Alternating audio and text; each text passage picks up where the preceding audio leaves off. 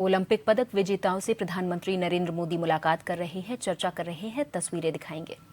52 years के बाद हमने बड़े प्लेटफॉर्म में ऑस्ट्रेलिया को हराया। वैसे भी आपने सारे रिकॉर्ड तोड़े हैं 52 साल के। जी सर, 2 बार ओलंपिक में बार लगातार, ये भी बहुत बड़ा काम है। जी सर जी। आप तो भाई यंगेस्ट से नमस्ते सर हैं, सब कहते होंगे कि ये मत करो वो मत करो, और आप थोड़े डर जाते होंगे।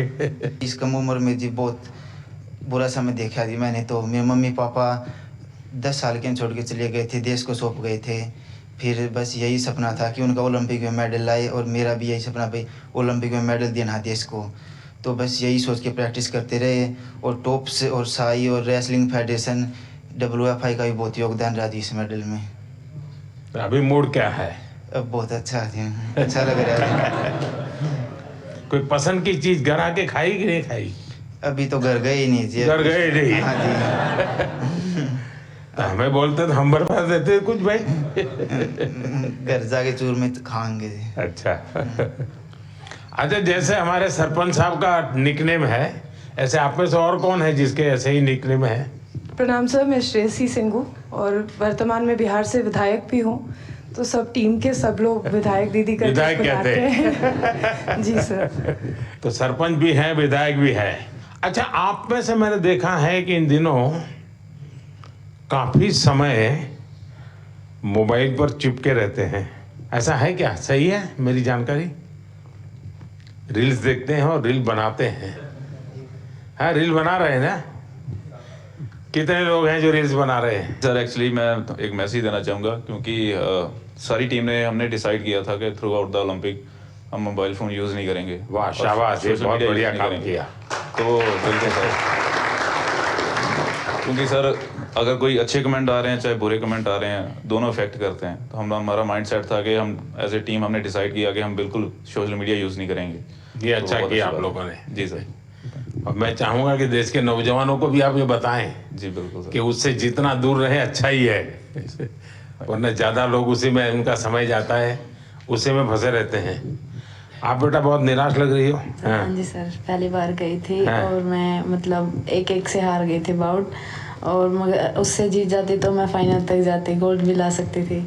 पर वो मेरा बैड लक था, दिन अच्छा नहीं था, तो सर मैं लूज हो गई। अभी तो उम्र बहुत छोटी है बेटा, बहुत करना है। हाँ जी सर। और हरियाणा की मिट्टी ऐसी है, करके दिखाओगी। हाँ जी सर। प्रधानमंत्री जी नमस्कार। मुझे लगता है कि इस बार हमारी पूरी कंटिंजेंट में जो इंजरीज हुई थी वो काफ़ी कम थी। 1 या 2 सीरियस इंजरी थी, पर नहीं तो यूजुअली क्या होता है कि सब गेम्स में से 3-4 मेजर इंजरी होती है जिनकी ऑपरेशन करनी पड़ती है। पर इस बार फॉर्चुनेटली सिर्फ 1 था, तो वो अच्छी बात थी। एक सीखने का था कि जब भी ओलंपिक के जो विलेज में जो पॉलीक्लिनिक रहता है उसमें थोड़ी फैसिलिटीज़ रहती है, पर इस बार हमने सब जो फैसिलिटीज़ थी वो हमारे विलेज में ही, हमारे बिल्डिंग में ही रखी थी।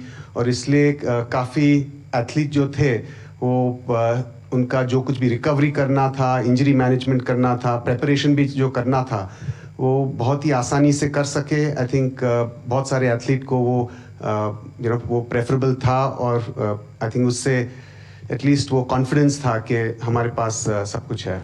आई थिंक इससे भी फ्यूचर में भी ऐसे ही हम करते गए तो हम सपोर्ट दे सकेंगे हमारे एथलीट को। देखिए साहब, डॉक्टर ने मुझे बहुत महत्वपूर्ण बात बताई कि इस बार हमारी टीम में पहले की तुलना में भारत के तिरंगे की स्थान बढ़ा करके देश वापस लौटना और मेरे निवास पर आपका स्वागत करने का मुझे अवसर मिलना, मैं इसे मेरा अपना गौरव मानता हूं। और पेरिस जाने से पहले जो जाते हैं उनको भी पता होता है कि हमें अपना बेस्ट देना है, और मैंने हमेशा यही कहा है सबको कि आपको अपना बेस्ट देना है, और आपने दिया है। दूसरी बात है, हमारे खिलाड़ी उम्र में बहुत छोटे हैं और अभी से ये अनुभव मिला है, तो आगे हमारे पास एक लंबी समय है अधिक अचीव करने का, और वो आप जरूर करेंगे। इस अनुभव का लाभ देश को मिलेगा। साथियों, पेरिस ओलंपिक्स भारत के लिए कई मायनों में ऐतिहासिक रहा है। इस ओलंपिक्स में देश के लिए जो रिकॉर्ड्स बने वो देश के कोटि कोटि नौजवानों को प्रेरणा देंगे। आप देखिए, ओलंपिक्स के करीब 125 साल के इतिहास में ये मनु हमारी पहली बेटी ऐसी है जिसने भारतीय खिलाड़ी के रूप में इंडिविजुअल इवेंट में 2 मेडल जीते हैं।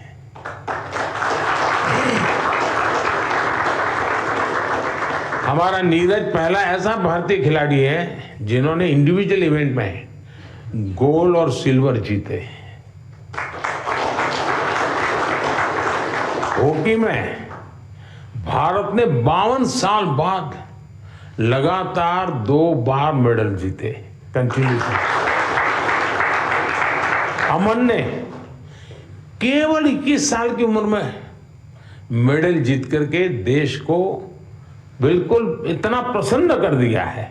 और अमन के जीवन के विषय में आज देश जानने लगा है तो उनको लग रहा है कि भाई व्यक्ति के जीवन की कठिनाइयों से भी इंसान अपनी यात्रा को, स्वप्न को, संकल्प को सिद्ध कर सकता है। कठिनाइयां अपने आप अपनी जगह पर रह जाती है। अमन ने करके दिखाया है। विनेश पहली ऐसी भारतीय बनी जो कुश्ती में फाइनल तक पहुंची।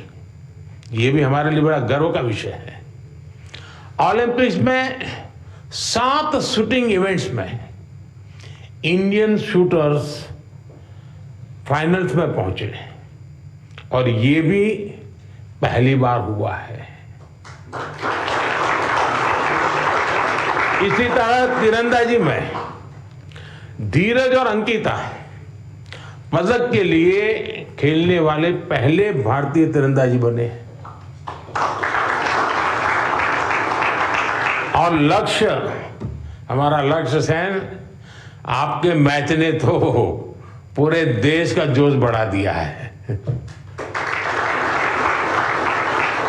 हमारे लक्ष्य भी ओलंपिक में सेमीफाइनल तक पहुंचने वाले एकमात्र पुरुष बैडमिंटन खिलाड़ी बने हैं। हमारे अविनाश शावले, इसने स्टीपल चेज के फाइनल में क्वालिफाई किया। इस फॉर्मेट में ये भी फर्स्ट टाइम रहा। साथियों, हमारे ज्यादातर मेडलिस्ट, जैसा मैंने कहा, अपनी 20s में है, बहुत छोटी आयु के हैं। आप सभी बहुत युवा है, आपके पास बहुत समय है, बहुत ऊर्जा है। और ये भी सही है कि टोक्यो के और पेरिस के बीच में नॉर्मली 4 साल का समय रहता है, इस बार 3 साल का ही समय था। तो हो सकता है आपको 1 साल और अगर मिला होता प्रैक्टिस का तो शायद आप और नई कमाल करके दिखा देते। अभी लंबी कैरियर में आप कई बड़े टूर्नामेंट खेलेंगे। खेलना बंद नहीं करना चाहिए, रुकना भी नहीं चाहिए, एक भी मैच छोड़नी नहीं चाहिए।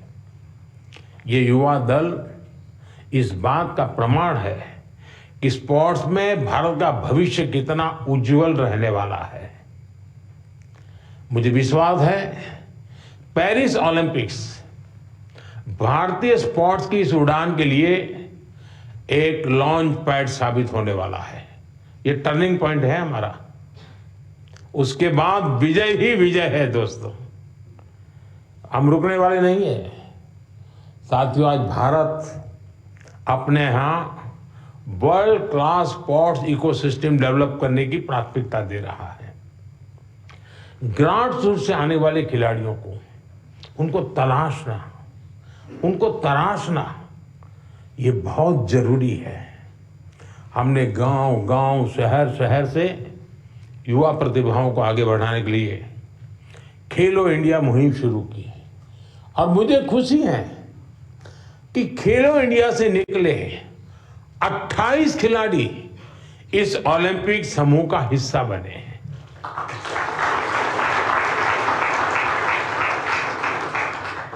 अमन है, अनंतजीत है, धीरज है, सर्वजोत है, इन सब ने खेलो इंडिया एथलीट के रूप में अपनी जर्नी शुरू की थी और इससे हुआ ये है कि खेलो इंडिया में खेलना और जी भर के जीतना, ये एक बहुत बड़ा अहम हिंदुस्तान का कार्यक्रम बन चुका है जी।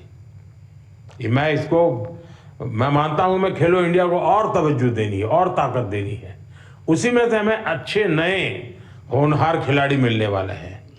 आपकी तरह ही खेलो इंडिया एथलीट्स की एक बड़ी फौज देश के लिए तैयार हो रही है। हमारे खिलाड़ियों को सुविधाओं और संसाधनों की कमी न पड़े, ट्रेनिंग में दिक्कत ना आए, इसके लिए बजट भी लगातार बढ़ाया जा रहा है। सबको पता है कि किसी भी खिलाड़ी के लिए ज्यादा से ज्यादा कंपटीशन में हिस्सा लेना कितना आवश्यक है।